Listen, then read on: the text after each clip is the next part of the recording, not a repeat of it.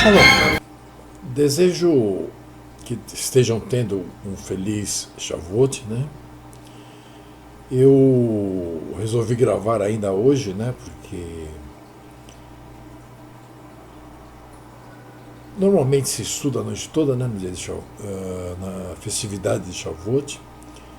E também porque eu quero deixar tudo pronto já para amanhã, né? Quando vocês acordarem, poderem estar assistindo. Eu estou meio rouco, deve ser por causa do frio, né?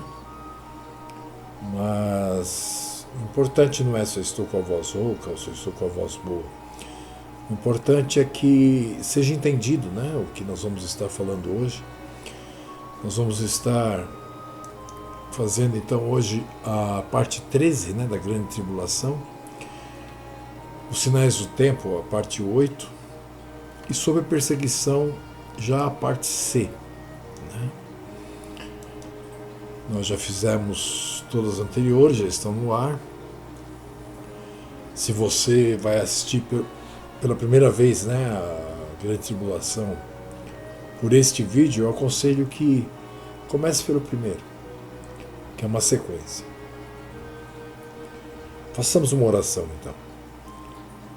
Pai poderoso, eterno Criador, agradecemos a Ti, Pai, por mais esta noite de paz, de tranquilidade, por termos consciência de ser Shavuot, por estarmos obedecendo a Tua lei, por estarmos em paz e por nos defender de todo mal, por nos fazer, mesmo quando atacados, mesmo quando perseguidos, nos sentirmos em paz perante Ti, porque a nossa consciência está em paz perante Ti, pois sabemos que aquilo que nos ensina procuramos fazer para satisfazer a Sua vontade e assim podemos ser chamados de filhos Teus.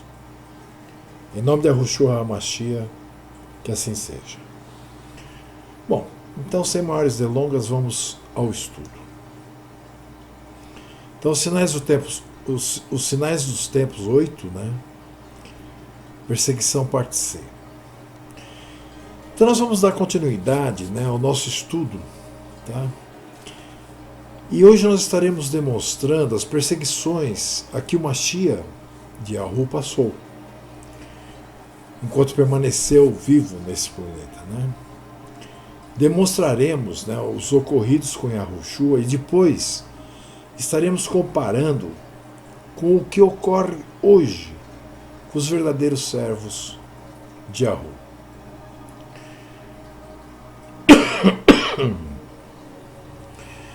Por exemplo, vamos começar lendo aqui em Yohanan Moshe, né, Marcos, no capítulo 6, versículos de 3 a 5, que nos diz o seguinte: Não é este o carpinteiro, filho de Yosef e Miriam, e irmão de Jacó e de Yosef, e de Arudá e de Shimon?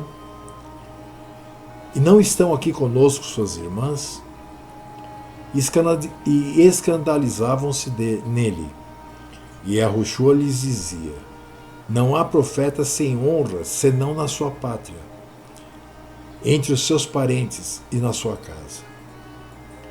E não podia fazer ali obras maravilhosas, somente curou alguns poucos enfermos, impondo-lhes a mão.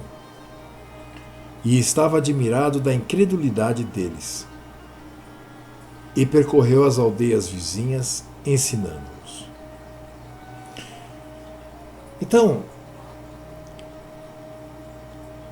isso é uma coisa incrível, né? Porque muitas vezes nós conseguimos conversar com pessoas que nos entendem porque o Pai as chamou, elas nos escutam, elas aprendem, elas praticam, mas isso não ocorre, né, na grande maioria das vezes, dentro de nossa própria casa, ou com nossos parentes, ou com pessoas mais próximas. Como nós observamos a descrença e a repúdia aos ensinos de Yahushua, né? era apenas porque ele ensinava entre a sua parentela no início, em suas cidades de moradia. Hoje podemos observar isso claramente entre os homens que julgam as palavras daqueles que são comissionados, né, pelo seu valor na sociedade, pelo número de diplomas adquiridos em escolas mundanas. Né? Observe o que diziam na época do Mashiach. Não é o carpinteiro filho de Yosef e Miriam? Como que dizendo, como que o filho de um carpinteiro pode estar falando essas coisas? Não lhes davam valor. Ocorrendo também por parte de muitos ignorantes na palavra de Yahu, né, e da espiritualidade verdadeira, que acabam dando ouvidos, né, àqueles que demonstram certa prosperidade, né, material, não os questionando, e por serem cegos e por não ter lhes sido dado, né, enxergarem nem ter o amor pela verdade, os obedecem cegamente.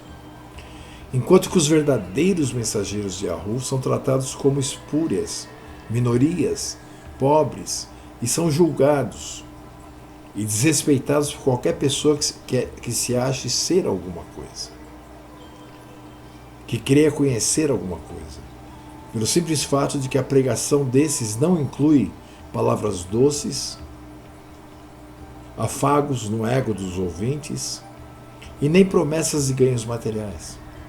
Ou seja, mesmo aqueles que ao nosso redor se dizem chamados e que estão a dar a volta de 180 graus em suas vidas, para então, deixando de lado todo o paganismo aprendido durante todas as suas vidas mesquinhas, né, chegando assim como fizeram a Yahushua, né, esperando aquilo que queriam que fosse a realidade, e acabando por ofenderem e descartando os verdadeiros emissários da palavra,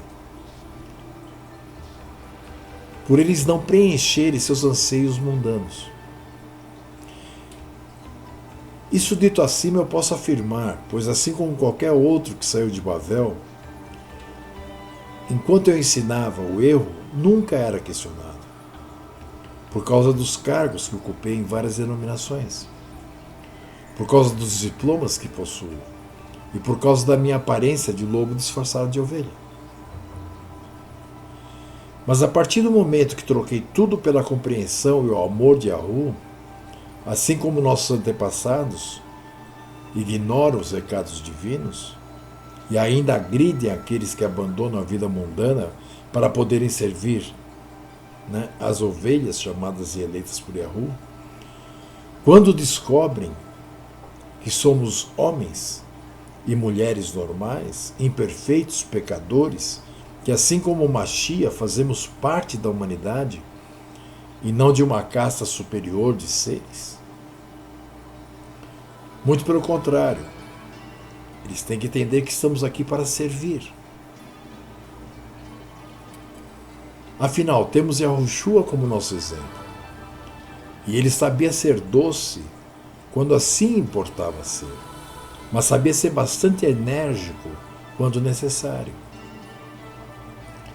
Assim como seus vizinhos e parentes o rejeitaram, pois aguardavam algo maior, algo que os deixasse perplexo e a sentirem-se bem, né? Algo que fosse ensinado, que os levasse a sentirem-se, né, coitadinhos e não pecadores, eles acabaram por ignorá-lo. Momento em que Yahushua afirma, né, em Marcos 6, versículo 4. E Yahushua lhes dizia: não há profeta sem honra, senão na sua pátria e entre os seus parentes e na sua casa. Então nós vemos que nada mudou. Assim como Yahushua disse: se odiaram a mim, odiarão a vós também. E o padrão prossegue sendo o mesmo. Percebe? Mas continuemos, né? Vamos ler agora o que nós encontramos em Matitiahu, do Matitiahu, capítulo 8, versículos do 28 ao 33. 28 a 33, capítulo 8 de Matitiahu. Então observem bem. Ele diz assim: e tendo chegado ao outro lado, a província dos Gadarrenos, saíram-lhe ao encontro 2 endemoniados, vindos dos sepulcros. Tão ferozes eram que ninguém podia passar por aquele caminho. Ou seja, era um perigo para os próprios moradores do local. Como diz aqui, tão ferozes eram que ninguém podia passar por aquele caminho. E eis que chamaram, dizendo, chamaram a Yahushua: que temos nós contigo, Yahushua, Mashiach de Yahu? Viesse aqui atormentar-nos antes do tempo? E andava pastando distante deles uma manada de muitos porcos. E os demônios rogaram-lhe, dizendo: se nos expulsa, permite-nos que entremos naquela manada de porcos. E ele lhes disse: ide. E saindo eles, se introduziram na manada dos porcos.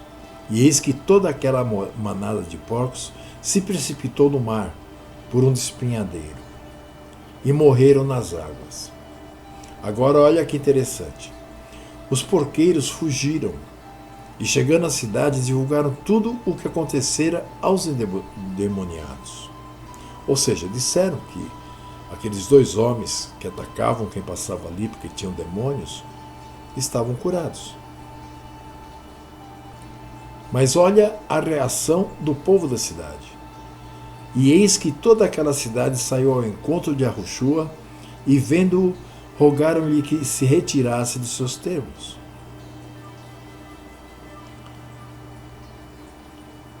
Percebem? Ou seja, nós vemos no versículo 23 que os porqueiros fugiram e, chegando à cidade, divulgaram tudo o que acontecera aos endemoniados.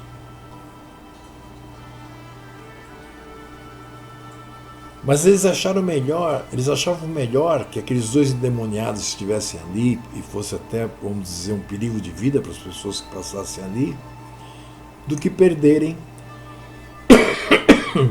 a manada de porcos. Então, ao contrário de ficarem felizes, né, pois aqueles 2 homens de sua cidade haviam sido libertos daquele mal, né, que os assolava, o que falou mais alto foi o materialismo, pois o rejeitaram, como lemos no versículo 34. E eis que toda aquela cidade saiu ao encontro de Yahushua, e vendo-o, rogaram-lhe que se retirasse de seus termos. Ou seja, para aqueles que não receberam o amor à verdade, qualquer motivo que não satisfaça suas aspirações, né, novamente vemos que entram pela porta da operação do erro. E são os primeiros a descartarem os que lhes poderiam servir e ensinar. Vemos assim que o início de todo mal é o amor ao mundo e às suas concupiscências.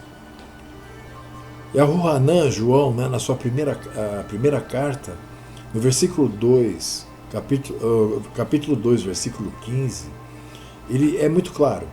Ele diz assim: não ameis o mundo, nem o que no mundo há. Se alguém ama o mundo, o amor do Pai não está nele.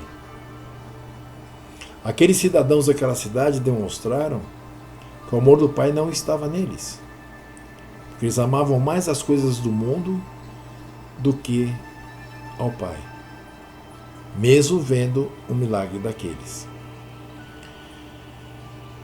O Ravino Shaul foi muito claro, né, quanto à condição e o porquê daqueles que rejeitam a verdade e até tornam-se inimigos dos emissários de Yahu. Porque assim como você não escolhe ser um emissário ou ser um servo de Yahu, Você também não escolhe ser inimigo dos servos. Você se torna, porque o próprio Pai o torna. Em 2 Tessalonicenses, capítulo 2, versículos de 9 a 12, nós vemos assim: a esse cuja vinda é segundo a eficácia de Satã, com todo o poder e sinais e prodígios de mentira, e com todo o engano da injustiça para os que perecem, porque não receberam o amor da verdade, não receberam o amor da verdade, para serem remidos. E por isso Yahu lhes enviará a operação do erro, para que creiam a mentira, para que sejam julgados todos os que não creram a verdade, antes tiveram prazer na iniquidade. Então, observando as histórias na palavra de Yahu, nós observamos que sempre foi assim. O próprio Mashiach assim acusa a casa de Yahudá, que acabou por matá-lo também. Em Lucas 13, 34, ele diz assim: Yerushalayim, Yerushalayim, que matas os profetas e apedrejas os que te são enviados. Quantas vezes eu quis ajuntar os teus filhos, como a galinha os seus pintos, debaixo das asas, e não quiseste. Percebem? Agora, nós temos que observar o seguinte, que a pessoa, quando ela é realmente chamada, quando ela realmente é eleita e quando ela realmente recebe o dom do Espírito, ela perde o medo. Então ela diz aquilo que tem que ser dito, seja para quem for, independente da reação, independente do que pode ocasionar. Porque ele tem que ser verdadeiro para com o Pai. Por exemplo, eu acho incrível Kefa, Pedro, que logo após receber a cobertura do Espírito de Santidade, naquele discurso maravilhoso de Atos 2, falar sem temor de ser morto ou atacado pelos Herodins, comprovando que o nosso povo sempre foi muito agarrado à matéria, muito mais do que ao Espírito. E por isso paga alto preço até os dias de hoje, sofrendo perseguições e martírios. Observe o que ele diz em Atos, no capítulo 2, versículos 22 e 23. Ele diz assim: homens e Ashurum, escutai essas palavras. A Yahushua HaMashiach, que vivia em Cafarnaum, homem aprovado por Yahu entre vós com maravilhas, prodígios e sinais, que Yahu, por intermédio dele, fez no meio de vós, como vós mesmos bem sabeis, a esse que vos foi entregue pelo determinado conselho e presciência de Ru, prendestes, crucificastes e matastes pelas mãos de injustos. Atos dos Emissários 2, 22, 23. Então, nós observamos que assim, esse diálogo entre Yahuanã, Yaakov e Yahushua, por exemplo, também nos demonstra muita coisa do que passamos hoje. Porque, na verdade, tudo são ensinos para que nós possamos sobreviver, para que nós possamos saber como lidar, não fazer a vontade dos homens, mas sim a vontade de Yahu. Não temer aos homens, mas sim temer a Yahu. Então, nesse diálogo entre Yahuanã, Yaakov e Yahushua, é muito incrível o que é dito, porque ele diz assim, Primeiro nós vamos falar aqui em Yohanan, capítulo 13, versículo 33. Filhinhos, ainda por um pouco estou convosco. Vós me buscareis, mas como tenho dito aos Yarudim, Para onde eu vou, não podeis vós ir. Eu vou-lo digo também agora. Então Yahushua falando, né, com Yohanan, Yaakov e Yahushua falando para eles. Já em Yohanan Moshe, Marcos, nós vamos ler no capítulo 10, os versículos de 33 a 40, que diz o seguinte: dizendo: Eis que nós subimos a Jerusalém, e o Filho do Homem será entregue aos príncipes dos sacerdotes e aos escribas, e o condenarão à morte, e o entregarão aos gentios, e o escarnecerão, e açoitarão, e cuspirão nele, e o matarão, e ao terceiro dia ressuscitará. E aproximaram-se dele Yaakov e Yohanan, filhos de Zebedeu, dizendo: Yahushua, queremos que nos faças o que te pedimos. E ele lhes disse: Que quereis que vos faça? E ele lhes disseram: Concede-nos que na tua glória nos assentemos, um à tua direita e outro à tua esquerda. Mas Yahushua lhes disse: Não sabeis o que pedis. Podeis vós beber o cálice que eu bebo e ser batizados com o batismo com que eu sou batizado? E eles responderam: Podemos.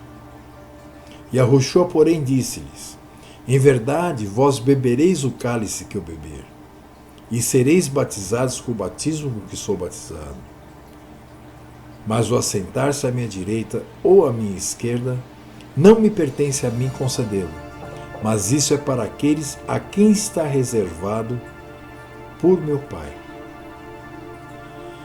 Então aqui claramente Yahushua demonstra que todo aquele que for servo verdadeiro será perseguido, poderá vir a ser morto, por estar a ensinar a verdadeira palavra de Yahuwah. Num outro momento, né, nós encontramos Yahushua também fazendo uma oração, né, pelos seus talmidins, seus discípulos, né?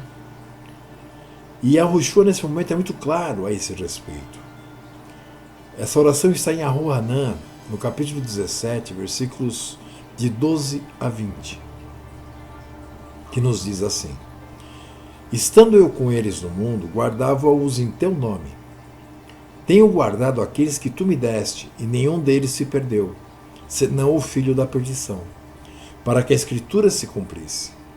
Mas agora vou para ti, e digo isto no mundo, para que tenham a minha alegria completa em si mesmos. Dei-lhes a tua palavra, e o mundo os odiou, porque não são do mundo, assim como eu não sou do mundo. Não peço que os tire do mundo, mas que os livre do mal. Não são do mundo, como eu do mundo não sou.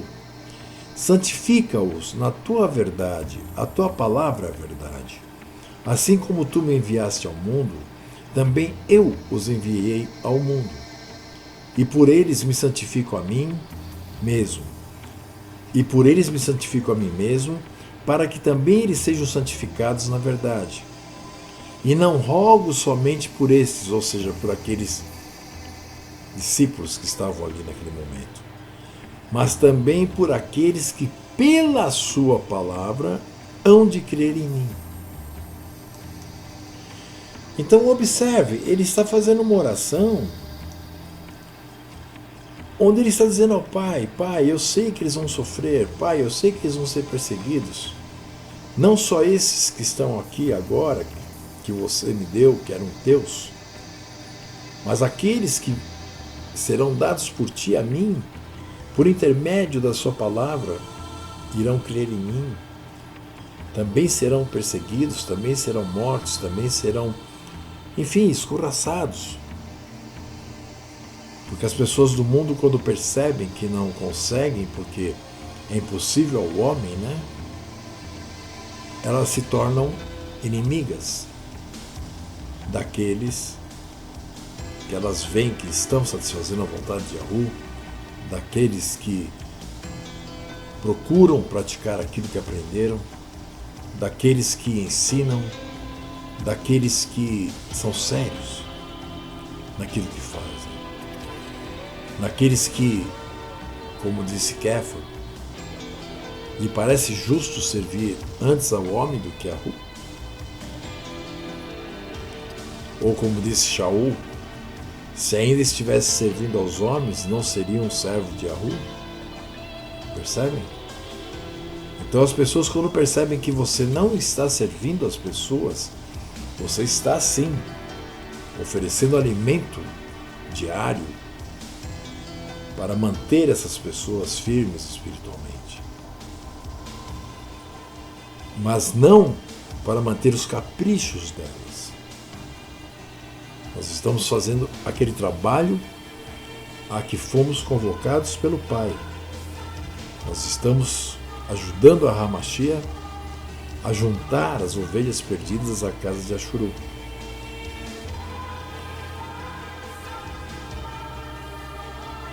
E existe uma demonstração final de Arushu a seus talmudins de todas as épocas, né? Que nós encontramos em Lucas, no capítulo 9, versículo de 2 a 6. E enviou-os a pregar o reino de Ahu e a curar os enfermos. E disse-lhes: nada leveis convosco para o caminho, nem bordões, nem alforje, nem pão, nem dinheiro, nem tenhais 2 túnicas. E em qualquer casa em que entrardes, ficai ali, e de lá saireis no tempo de rua. E se em qualquer cidade vos não receberem, saindo vós dali, sacudi o pó dos vossos pés, em testemunho contra eles. E saindo eles, percorreram todas as aldeias, anunciando o reino e fazendo curas por toda a parte. Ele ainda diz para eles que, quando eles chegassem numa cidade, fossem a uma casa, que eles desejassem que a paz deles estivesse naquela casa. Se dentro daquela casa houvesse alguém de paz, a paz ficaria naquela casa. Mas se não existisse alguém de paz naquela casa, quando eles se retirassem, a paz iria com eles. Ou seja, as pessoas que viviam naquela casa ficariam na mesma que já estavam. Percebem?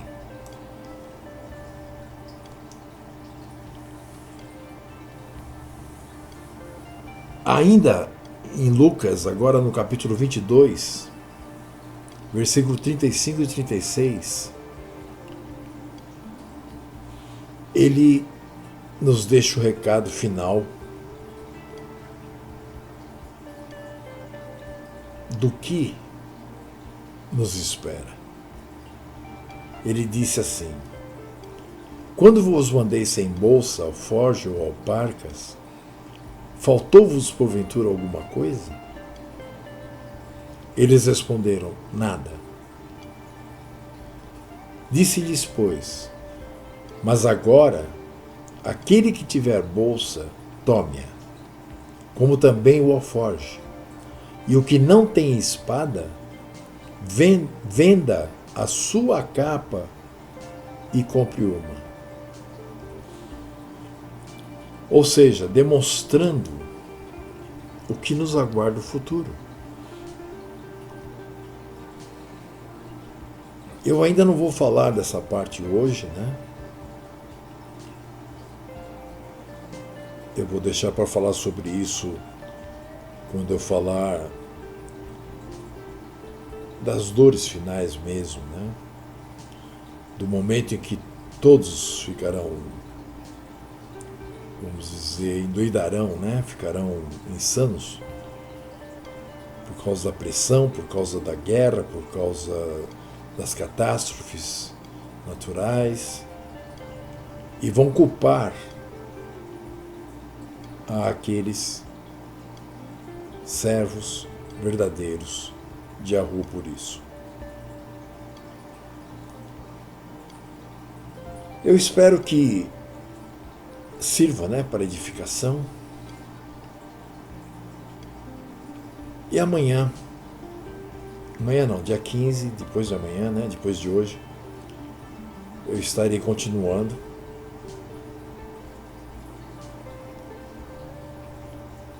a parte 14, no caso. Desejo a todos, então, um ótimo...